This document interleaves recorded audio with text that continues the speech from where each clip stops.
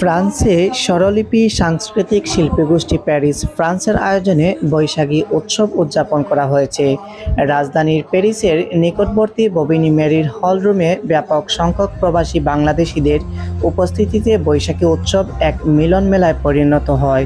France প্রতিনিধি রাসেল আহমদ জানান, সংগঠনের সভাপতি নজরুল ইসলাম চৌধুরীর সভাপতিত্বে সাধারণ সম্পাদক শাকিল সরকারের পরিচালনায় অনুষ্ঠানের প্রধান অতিথি হিসেবে উপস্থিত ছিলেন সংগঠনের প্রধান উপদেষ্টা বিশিষ্ট ব্যবসায়ী সাত্তার আলী সুমন শাহ আলম। এছাড়া বিশেষ অতিথি হিসেবে উপস্থিত ছিলেন ববিনী মেরির মেয়র আবদেল সাদি। এছাড়া উপস্থিত ছিলেন স্বরলিপি উপদেষ্টা অবনীচন্দ্র দাস, গোপাল মোতালিব খান, আমিন খান হাজারি, সহসভাপতি পুষ্পা রানী দাস, মাহমুদুল হক, আলী আক্কাস, নাসির উদ্দিন আহমেদ।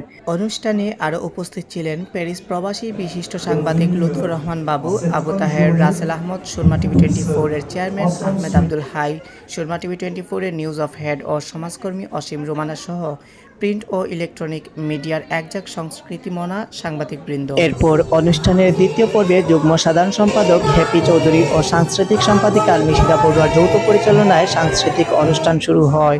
অনুষ্ঠানের শুরুতে ভায়োলিনের সুরে জাতীয় সঙ্গীত পরিবেশন করেন নতুন প্রজন্মের শিশু শিল্পী আরশি।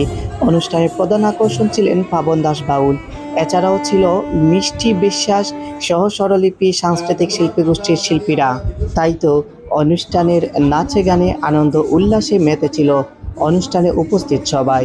উপস্থিত সকলে বলেন, প্রবাসীর মাটিতে এ ধরনের আয়োজনে আমরা বাংলাদেশি আমেজ পাচ্ছি।